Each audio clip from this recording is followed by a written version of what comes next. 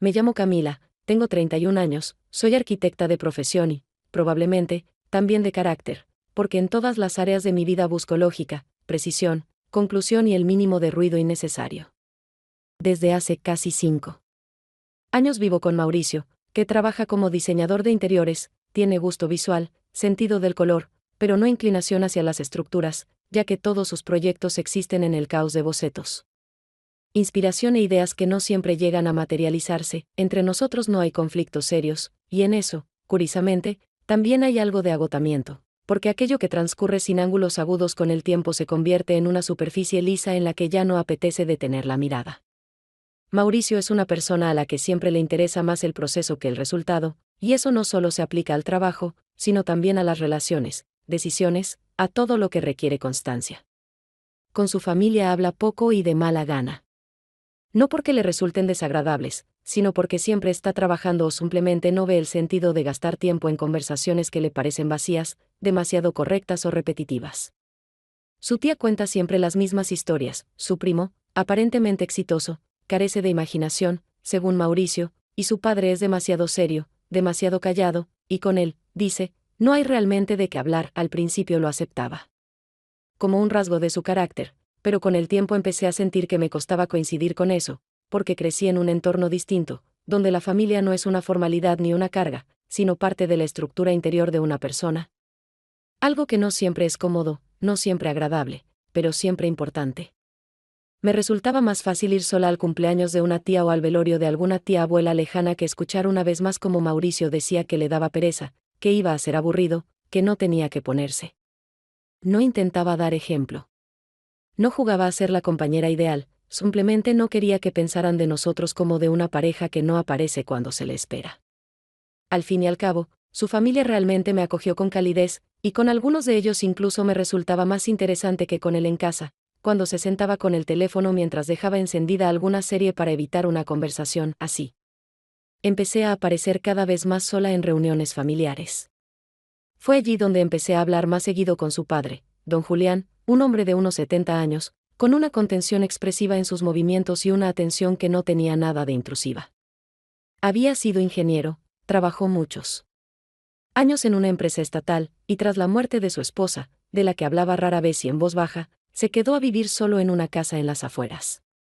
Tenía algo que detenía la prisa, no era rudeza ni frialdad, sino una presencia serena, equilibrada, que no pedía explicaciones, no apresuraba y no forzaba a hablar de más. Después de una comida más en casa de la hermana de don Julián, a la que Mauricio, como siempre, no fue, limpiábamos juntos la cocina.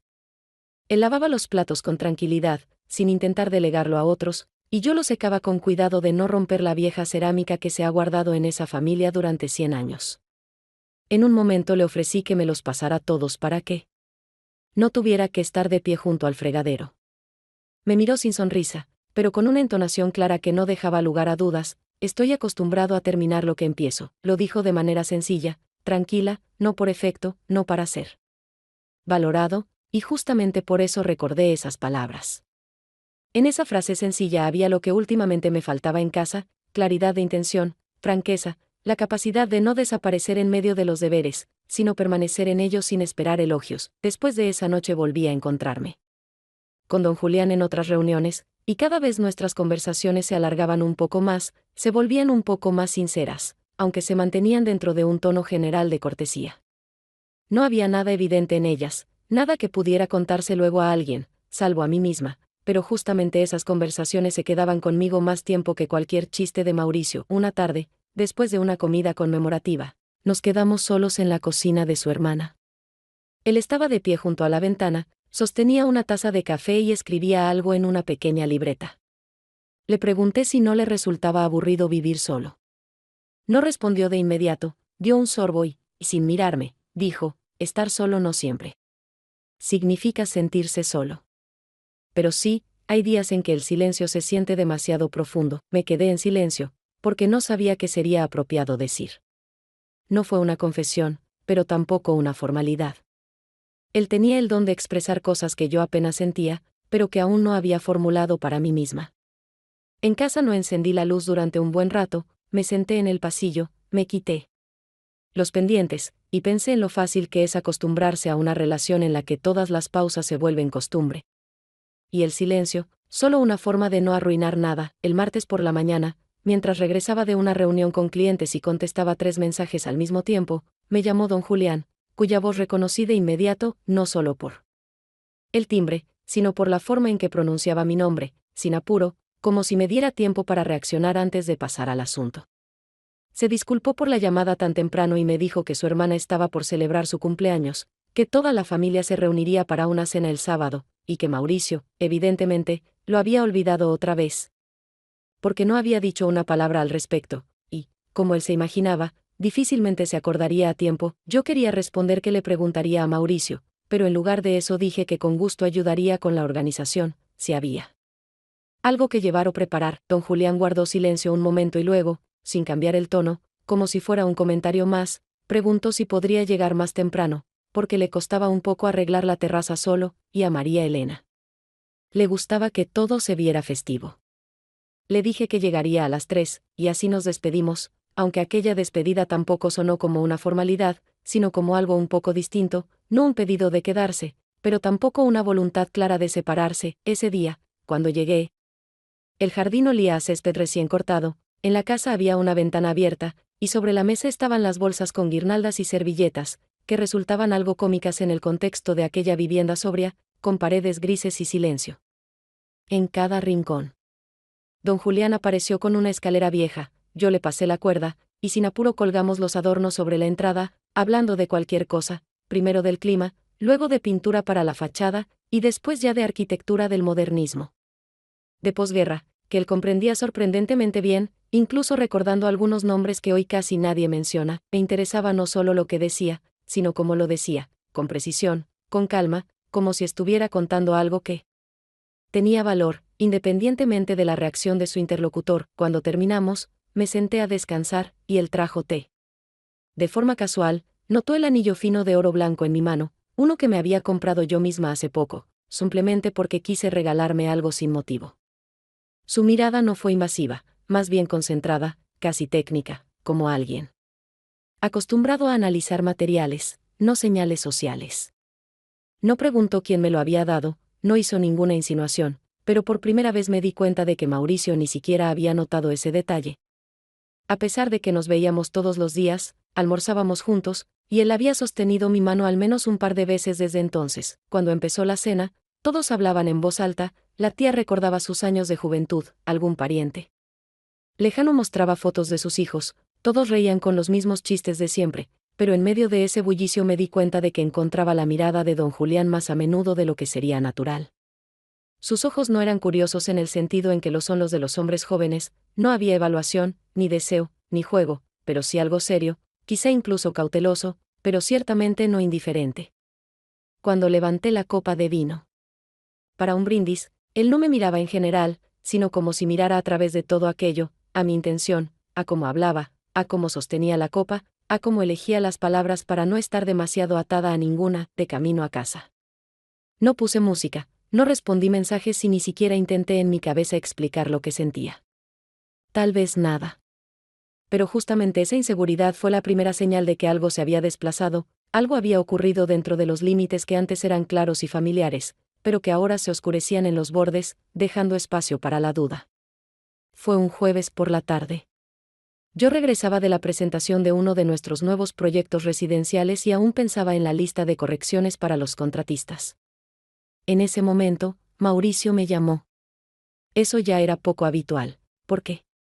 Normalmente él solo enviaba mensajes breves.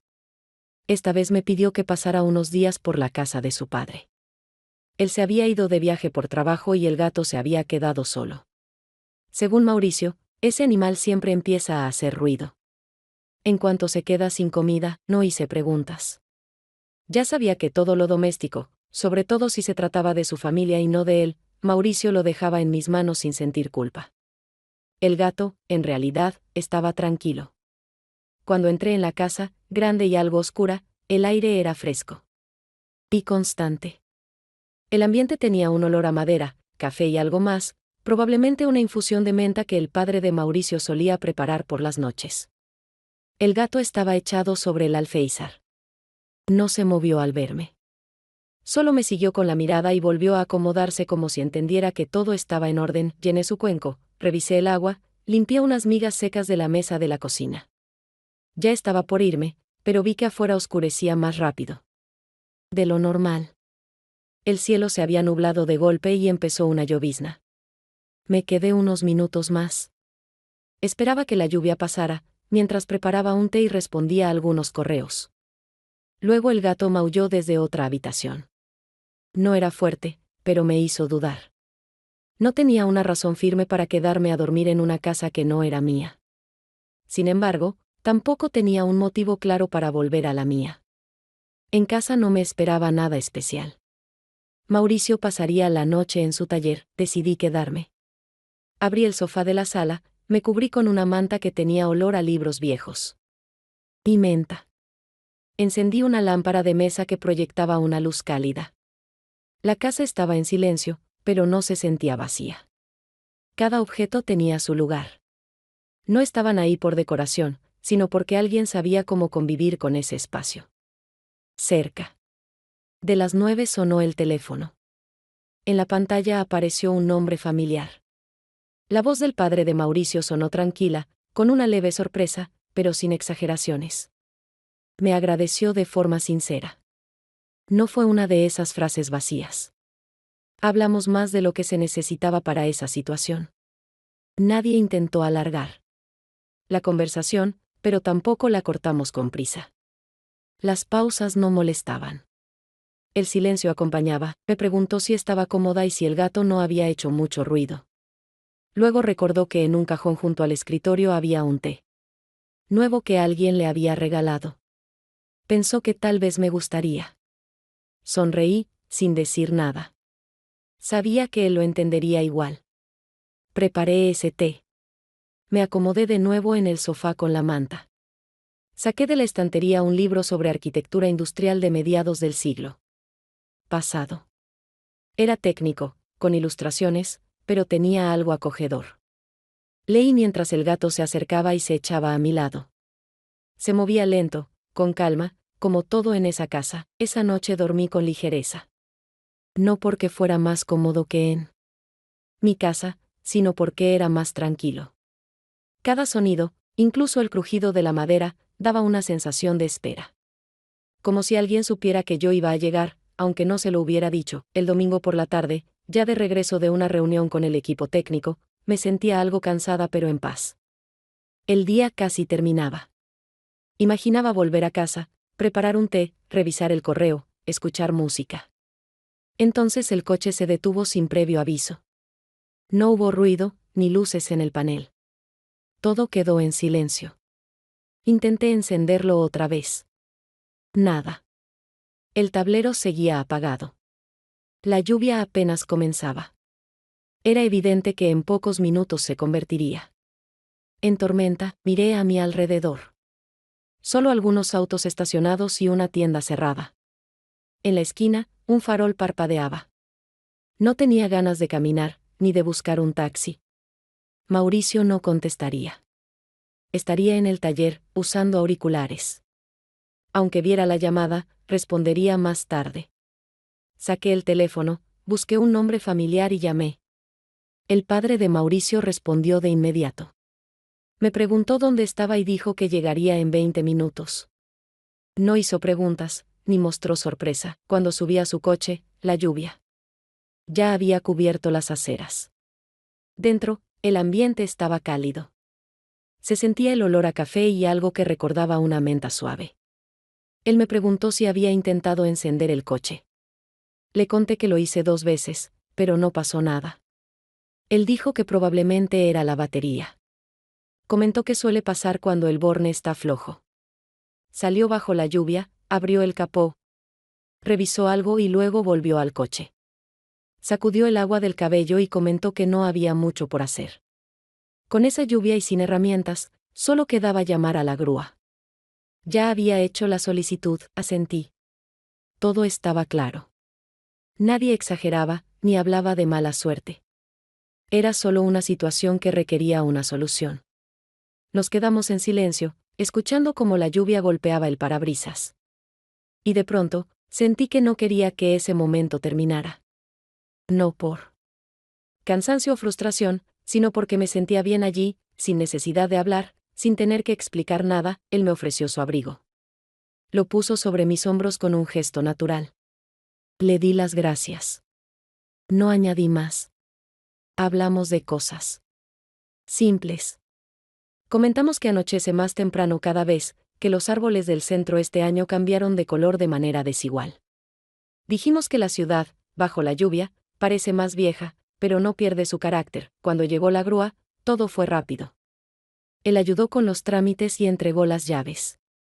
Ya de regreso en el coche, me preguntó si quería que me llevara directamente a casa o si debía parar en algún otro lugar. Le respondí que a casa. Y después de unos minutos, sin pensarlo mucho, dije que le agradecía por haber venido. Él solo me miró y asintió. Ese gesto fue suficiente. No hacía falta nada más. Pasaron apenas unos días desde aquella noche en que nos sentamos en su coche, refugiándonos de la lluvia, hablando de forma breve y cautelosa, pero de un modo distinto al de antes. El coche ya estaba en el taller, y mi marido insinuaba con molestia que yo debería haberlo llamado a él. Al final, no tenía planes de volver a aparecer en casa de don Julián, no porque considerara un error lo ocurrido, sino porque no quería que todo se volviera demasiado frecuente, demasiado evidente. Pero en cuanto encontré esa llave de repuesto, que había quedado en mi bolso tras la noche con el gato, no pude evitar usarla como excusa. Aunque formalmente fuera solo un gesto doméstico, había en él algo más que simplemente devolver algo a su lugar. Compré un nuevo alimento para el gato, como me había prometido hacía tiempo, y fui sin avisar. No porque quisiera sorprenderlo, sino porque en los últimos días había adquirido una extraña certeza: la puerta estaría abierta de todos modos. Él abrió casi enseguida. No parecía sorprendido, más bien como si supiera desde hace tiempo que esa visita tarde o temprano ocurriría. Su mirada pasó por la bolsa en mi mano, luego por la llave que sostenía entre los dedos, y dijo en voz baja, con esa misma calma y equilibrio que ya comenzaba a reconocer: acabo de poner la tetera. Si no tienes prisa, pasa. Entramos a la cocina. Hacía un poco de frío, como siempre, pero ya me resultaba familiar, y en esa familiaridad sentí una seguridad extraña, como si ese espacio ya no fuera ajeno. Dejé el alimento junto al cuenco, lo saqué de la bolsa y, junto con él, coloqué la llave sobre la mesa, sin destacarlo. Él echó un vistazo y no dijo nada más. Preparaba el té con movimientos tranquilos, seguros, como alguien que no está acostumbrado a apresurarse. Yo estaba de pie junto al armario, sin intervenir, solo observando cómo subía la temperatura del agua. Luego puso una taza frente a mí, dijo algo sobre que su menta siempre queda un poco más fuerte de lo debido. Sonreí. Mientras seguía hablando, me incliné de forma instintiva hacia la segunda taza, la que estaba más cerca de él. Quería ayudarla a colocarla en la bandeja. Ambos la tomamos al mismo tiempo, rápido, sin pausa, de forma natural, pero nuestros dedos se tocaron. Brevemente. Sin ninguna intención evidente, él no retiró la mano. Yo tampoco. Y ese instante, aunque duró apenas un segundo, no necesitó comentario alguno. Seguimos preparando el té, conversando, como si nada hubiese pasado. Pero yo sentía ese momento incluso cuando ya salía de la casa. Él no apartó la mano enseguida. Y yo tampoco. No fue un gesto, ni un impulso, ni un error. Fue como una respuesta silenciosa a algo que ya venía sonando entre nosotros desde hace tiempo, no en palabras, sino en los ritmos, en las pausas, en las miradas que se detenían medio paso antes del límite. Ambos fingimos que nada había ocurrido. Volvimos a los movimientos, al hervidor, a las cosas rutinarias que supuestamente debían estabilizar el ambiente, pero que en realidad solo confirmaron: algo había cambiado para siempre. Hablamos del clima, del gato, del frío matinal que se posa sobre las ventanas como una película delgada. Pero todos esos temas no eran más que un fondo para un silencio que no pesaba, era preciso, honesto y, de algún modo, ya acordado entre nosotros. Dije que ya era hora de irme, aunque no tenía ninguna prisa real. Él no me retuvo, no preguntó cuándo volvería, no ofreció nada. Pero cuando salí, ya sabía, ese roce, ese gesto tan simple, había sido la primera cosa verdaderamente irreversible entre nosotros. Después de aquella tarde en la cocina, cuando Nos rozamos accidentalmente las manos, pasaron varios días en los que no escribí. Y él, tampoco. No fue una pausa, sino un gesto. El silencio de ambos se percibía como una forma de dar espacio a algo que se había movido, pero que aún no tenía forma. No intenté analizarlo. Simplemente seguí con mi vida como si nada hubiera cambiado. Pero en algún rincón dentro de mí, el ritmo de antes ya no funcionaba, las cosas cotidianas empezaron a pesar. Tenía trabajo, urgente, real, complicado, pero me descubrí posponiéndolo no por agotamiento, sino porque no quería quedarme sola con pensamientos que el día anterior no tenían contexto. Un día recordé que alguna vez me habló de un libro antiguo, un manual de restauración arquitectónica, que le interesaba desde sus años en el instituto. Lo mencionó de pasada, hacía tiempo, pero yo lo recordaba bien, junto con el detalle de que tenía un ejemplar raro con anotaciones propias. Eso me pareció excusa suficiente. Le escribí: ¿aún tienes ese libro sobre restauración de fachadas? Él respondió simplemente: sí. Si lo necesitas, puedes venir por él. Ninguna invitación. Ninguna aclaración. Pero tampoco distancia. Fui al mediodía, un sábado. Con las manos vacías, sin un plan claro. Abrió enseguida, como si no necesitara preguntar quién era, o como si ya lo supiera. No preguntó cómo estaba ni cuánto tiempo pensaba quedarme. Solo dijo que la tetera acababa de hervir. Y esa fue, en esencia, la única forma de invitación. El libro estaba en la estantería de la cocina, junto a una planta. Lo tomé, lo hojeé un poco sin muchas ganas de leer. En la habitación olía a menta y a algo seco, como en las bibliotecas viejas donde el aire no se renueva, pero eso solo las hace más acogedoras. Salimos a la terraza. Afuera hacía fresco, pero no lo suficiente para incomodar en un día. Así, basta con té caliente y algunas palabras que no digan nada importante, para que todo parezca íntimo. Antes me gustaba mucho ese libro, dijo él cuando lo tomé. No es tanto sobre técnica como sobre paciencia. Todo en él es lento. Medido, asentí. Justo eso es lo que me falta ahora. Hablamos de fachadas, de materiales que ya no se fabrican, de tonos que no se pueden reproducir con exactitud. De cómo lo auténticamente antiguo siempre está un poco desgastado. Me di cuenta de cómo me miraba cuando yo callaba, no con tensión ni con curiosidad, sino como alguien que no observa lo que dices, sino como piensas. Cuando dije que ya era hora de irme, no me pidió que me quedara un poco más. Pero cuando pasé junto a él para salir, detuvo su mirada un momento, no directamente a los ojos, sino un poco al costado. No me giré, pero lo sentí. En la salida, abrió la puerta y dijo simplemente: si quieres devolverlo, no hay prisa. Sonreí: no tengo prisa. Y en esa respuesta ya no había juego. El inicio de un cambio nunca tiene una frontera claramente definida. Todo empieza con pequeñas cosas, que al principio parecen insignificantes, pero que con el tiempo se acumulan, y entonces algo en las frases de siempre suena distinto, no como antes, aunque aparentemente nada haya cambiado.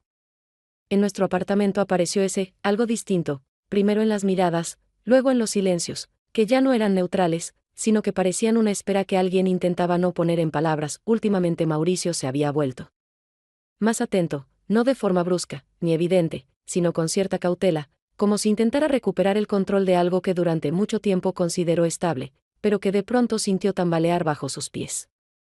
Noté que mencionaba a su padre con más frecuencia en las conversaciones, aunque antes solo lo hacía cuando era necesario, sin mayor interés. Una noche, cuando volvíamos juntos del supermercado y yo cargaba una bolsa con verduras mientras él caminaba al lado, sin quitar la vista de la acera, de pronto preguntó, casi con descuido, pero con esa ligereza exagerada que siempre delata otra cosa: oye, ¿no te parece que mi papá te menciona demasiado últimamente? Ya van varias veces que escucho tu nombre en su boca, y cada vez como si hubieran hablado de cosas de las que yo ni me entero. Me detuve a medio paso, no por la pregunta, sino por el tono. No había celos en el sentido convencional, más bien una ligera irritación de alguien que de pronto nota que un detalle habitual ya no está bajo control. Respondí con calma, sin justificarme, aunque tampoco con desafío: es cierto que hablamos a veces, cuando voy a su casa. Quizás más seguido que antes. Pero no es raro, yo voy allá más que tú. Él no replicó, pero tampoco aceptó la respuesta del todo. Lo noté por cómo callaba después de mis palabras, como si revisara algo en su cabeza, comparando. En casa, como siempre, puso las bolsas sobre la encimera, colocó los productos, pero ya sin esos comentarios casuales que solían acompañar nuestras tardes, y cuando me acerqué para ayudar, sin volverse, dijo, no entiendo por qué ya no. ¿Te molesta cuando llego tarde? Antes te molestaba. Incluso te enojabas. Y ahora, nada, no respondí de inmediato, solo seguí acomodando las verduras, concentrándome en el ruido de las bolsas, en el movimiento de las manos, que permite tomar un poco de distancia. Luego dije, tal vez porque ya no te espero, después.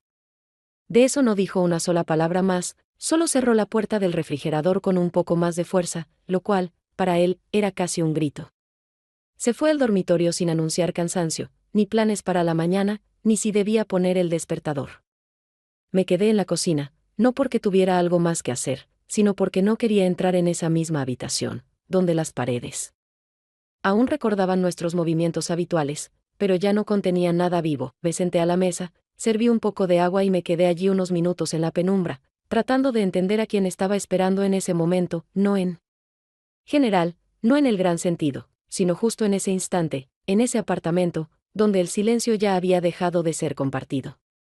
La siguiente vez que aparecí en casa de don Julián no fue por un encargo, ni por una necesidad, ni por coincidencia, ni por una circunstancia conveniente, sino porque me dieron ganas.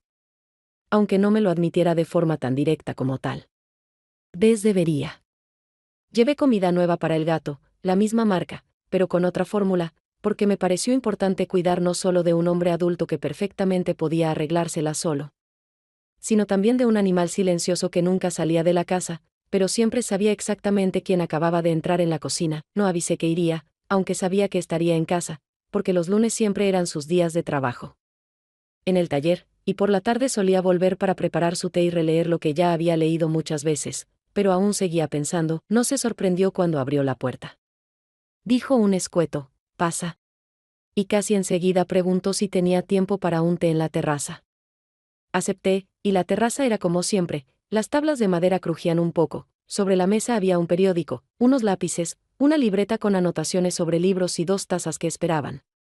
Como también esperaba el silencio, hasta que alguien lo alcanzara con palabras. La conversación empezó, como siempre, sin rumbo, con cosas pequeñas, sin importancia, que permiten medir la temperatura del espacio entre 2 personas antes de decir algo que ya no puede retirarse. Hablamos del jardín, de las hojas que este año caían de un modo distinto, de cómo el otoño se estaba alargando, como si no pudiera decidir cuándo debía ceder el paso al invierno. Yo lo escuchaba sin intentar añadir nada superfluo, porque quería captar no solo las palabras, sino esas entonaciones que aparecen entre ellas, no obvias, apenas perceptibles, pero muy precisas. Después guardó silencio durante algunos segundos. Dejó su taza a un lado, estiró los hombros lentamente, no como quien está cansado, sino como alguien que quiere estar completamente presente en el momento que está por llegar. No me miraba directamente cuando dijo, no me da igual cómo te ven los demás. Pero lo que realmente importa es cómo te veo yo. Después de esa frase no sentí un vuelco, ni miedo, ni alivio, solo silencio. Un silencio denso, amplio, como el aire después de una tormenta, cuando nada se rompe, pero todo cambia. Extendió la mano y me tocó el hombro, con calma, con precisión, como si no estuviera comprobando mi reacción, sino su propia presencia en ese gesto. En ese contacto no había seducción, ni presión, ni deseo de tomar o demostrar algo, solo una presencia cuidadosa, exacta, de alguien que por fin se permitía ser sincero, no con palabras, sino con el cuerpo. No aparté la mirada, no me retiré. Porque no había nada que me hiciera huir, y tampoco nada en su gesto que me pareciera de más. Fue un momento en el que ya no había dudas, no porque todo se volviera más fácil, sino porque ya no quedaba nada que ocultar.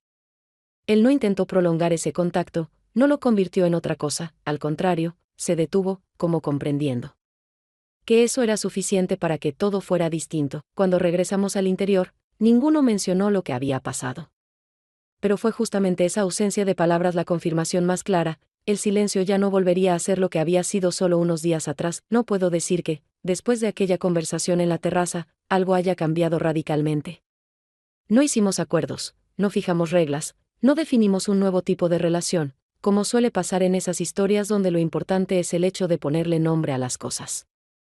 Simplemente nos quedamos con lo que ya había sucedido, sin explicaciones, sin marcas, pero con plena conciencia de que todo lo que viniera después ya no pertenecería a la categoría de las casualidades cotidianas. Pocos días después, noté que Mauricio empezaba a comportarse de otro modo, no de manera drástica, ni agresiva, ni con algo que se pudiera identificar de inmediato, pero lo suficiente como para sentir que había percibido algo, aunque tal vez todavía no entendiera exactamente qué. De pronto comenzó a llegar más temprano, a comprar productos que antes ignoraba, a preparar café por las mañanas y dejarlo en la mesa para mí, aunque antes siempre salía de casa primero. Sin despedirse, una noche llegó con un ramo de flores. Uno sencillo, del kiosco de la esquina, sin cinta ni nota, pero con esa demostración silenciosa que no se confunde con un gesto de cariño. Lo puso sobre la mesa, observó cómo sacaba los tallos del envoltorio, y sin esperar respuesta, dijo que hacía tiempo no viajábamos juntos, que había encontrado pasajes al mar para el fin de semana siguiente, y que estaría bien cambiar de aire, aunque sea por unos días. Asentí, no porque me alegrara, sino porque no quería iniciar una conversación que, en cualquier dirección, nos llevaría a ese espacio estancado donde ya no quedaba confianza, pero aún no existía honestidad. El viaje se organizó rápido. Las maletas ya estaban listas junto a la puerta a la mañana siguiente, y el trayecto fue tranquilo, sin música, sin discusiones, con frases cuidadosas que evitaban cualquier fondo real. Él intentaba mostrarse atento, preguntaba si tenía frío, propuso parar a comer en el restaurante donde estuvimos antes de la pandemia, e incluso trató de recordar los nombres de los platos que habíamos pedido entonces. Todo fue correcto. Sin errores obvios, sin excesiva insistencia, pero entre cada uno de sus gestos quedaba esa misma distancia que ya no era física desde hacía tiempo. Por la noche, cuando regresamos al hotel después de caminar por la playa, se acercó de repente, me tocó el hombro, como solía hacerlo antes, de manera automática, rápida, sin dudar, como si todavía tuviera ese derecho, validado por el tiempo. Y fue justo en ese momento que sentí que ese contacto, precisamente, ya no me pertenecía. No por la textura de su piel, ni por la temperatura, sino por la sensación que me provocó. No fue solo inesperado, fue casi doloroso. ¿Por qué? Aquello que antes era familiar me hizo pensar en otro instante, en otro roce, en otra presencia. Me aparté, no de forma brusca, pero sí lo suficiente como para que se diera cuenta. No dijo nada, no se ofendió, no intentó preguntar qué ocurría, pero vi en sus ojos como buscaba alguna excusa que no tuviera que expresar en voz alta.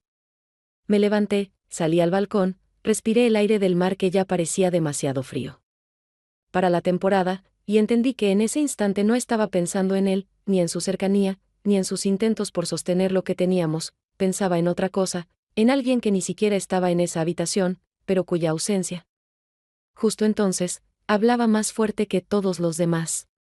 Después del viaje, Mauricio y yo seguimos moviéndonos uno al lado del otro, pero como si no fuéramos realmente juntos, como si ambos intentáramos mantener la trayectoria que habíamos trazado hace tiempo, aun sabiendo que ya no llevaba a donde supuestamente debía terminar.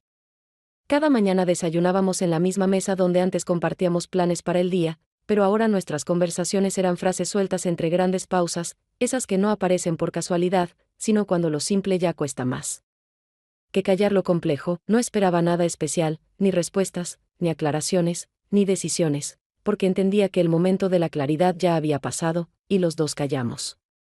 Ahora todo avanzaba por inercia, como arena en un reloj que nadie se toma la molestia de voltear. Nuestra relación se sostenía en gestos educados, en rituales vacíos. Él me dejaba café, yo preparaba la cena, veíamos películas que ninguno de los dos recordaba. Y en esa rutina compartida ya no quedaba nada por lo que valiera la pena aferrarse, salvo por el recuerdo de cómo comenzó todo, después de otra reunión familiar a la que fuimos juntos, pero donde pasamos la mayor parte del tiempo por separado. Él conversando con los primos, yo ayudando en la cocina. Don Julián se acercó a mí cuando ya casi todos se estaban yendo. Sin decir nada, puso una caja vacía sobre la mesa y me preguntó si podía ayudarle a llevar algunas cosas al garaje, porque tenía la espalda un poco resentida y no quería arriesgarse. Acepté sin pensarlo. No hacía falta explicación para entender que no pedía ayuda física, sino una oportunidad de estar a solas sin testigos. En el garaje había penumbra, el viejo interruptor parpadeaba de vez en cuando, y el aire olía a polvo, madera y algo metálico, familiar pero impreciso. Trasladábamos las cajas sin hablar, no eran pesadas, solo grandes, y eso requería de 2 personas. Él estaba cerca, pero sin invadir, con esa distancia exacta que no la marca él. Protocolo, sino el respeto. Hablábamos de libros que había que subir al altillo, de herramientas viejas que quizás aún sirvieran, aunque nadie las usaba desde hacía 10 años. Su voz era tranquila, sin dobles sentidos, sin temblores, todo como siempre, pero dentro de esa normalidad flotaba una tensión distinta, muy suave, muy precisa. Cuando todas las cajas quedaron junto a la puerta, se apartó un poco, se limpió las manos con un trapo y, sin mirarme, dijo una frase que al principio me pareció parte de la conversación, pero que después entendí que era una acción por sí sola, no una pregunta, no una insinuación, sino una presencia verbalizada. No quiero que te vayas, si es que no tienes que hacerlo. No supe cómo reaccionar, no porque no tuviera respuesta, sino porque la sabía demasiado bien, y la certeza, a veces, da más miedo que la duda. Se acercó despacio, no con decisión, no con impulso, sino como alguien que aún está dispuesto a detenerse si hace falta. Y de pronto se inclinó hacia mí, somplemente, sin vacilaciones, y me besó. Sin gestos preparatorios, sin preguntas, no me sorprendí. Ni me estremecí. Todo lo que había entre nosotros hasta ese momento simplemente se reunió en un solo acto que ya no necesitaba ser explicado. Después de unos segundos, di medio paso atrás, en silencio. Dije que ya era hora de irme. Él no me detuvo, no preguntó nada, no intentó justificar lo que había hecho. Y yo no miré hacia atrás al salir, pero en el camino de regreso no sentí que estaba dejando algo atrás. Al contrario, sentía que algo por fin se había vuelto claro, aunque no necesariamente. Correcto, no volví a ir. No escribí, no pregunté, no intenté recuperar el libro olvidado ni buscar un pretexto para aclarar algo. Todo lo que tenía que pasar, ya había pasado, completo, preciso, sin apuro, sin exceso. No requería continuación, no pedía explicaciones y no dejaba sensación de asunto inconcluso. Y quizás por eso fue el único episodio verdaderamente terminado dentro de todo lo que me rodeaba entonces. No acordamos que no volveríamos a vernos, no hicimos despedidas dramáticas, no nos dimos promesas. Simplemente nos detuvimos, no porque diera miedo o vergüenza, sino porque fue suficiente. Todas las palabras ya habían sido dichas entre líneas. Todos los gestos, explicados sin lenguaje, no sabía lo que él pensaba. Pero no dudaba, lo entendía igual que yo. Por eso no llamó. No preguntó si estaba bien. No propuso vernos, ni siquiera por casualidad. Ese silencio entre nosotros no era vacío, era la medida justa en la que todo cobra peso cuando ya no hay nada que demostrar. Pasaron algunas semanas. Mauricio y yo seguíamos viviendo uno al lado del otro, pero no juntos. Hablábamos, comíamos, compartíamos información, sin conflictos, sin reproches, sin esfuerzo. Todo en nuestra relación seguía formalmente intacto, aunque algo vivo hacía tiempo que se había ido. Él lo sentía, pero no preguntaba. Y yo tampoco hablaba, no por miedo, sino por cansancio de explicar lo que ya no se puede reparar. Una noche tomé otra ruta, no porque buscara algo nuevo, sino porque simplemente no quería volver a casa por el camino de siempre. Y en un momento me encontré en la calle donde estaba su casa. Me detuve, sin intención, como si los pies se hubieran detenido antes que yo misma. Las ventanas estaban oscuras, el patio en silencio, nada indicaba presencia, y aún así, me bastaron unos segundos para sentir, ese espacio no había desaparecido. Ya no era mío, pero tampoco desaparecería nunca del todo de mí. No entré. No toqué el timbre. No mandé ningún mensaje.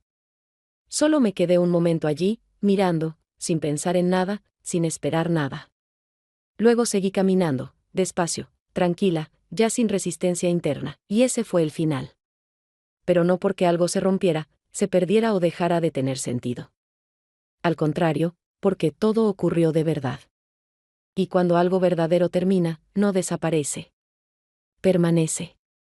Para siempre. Aunque nunca regreses.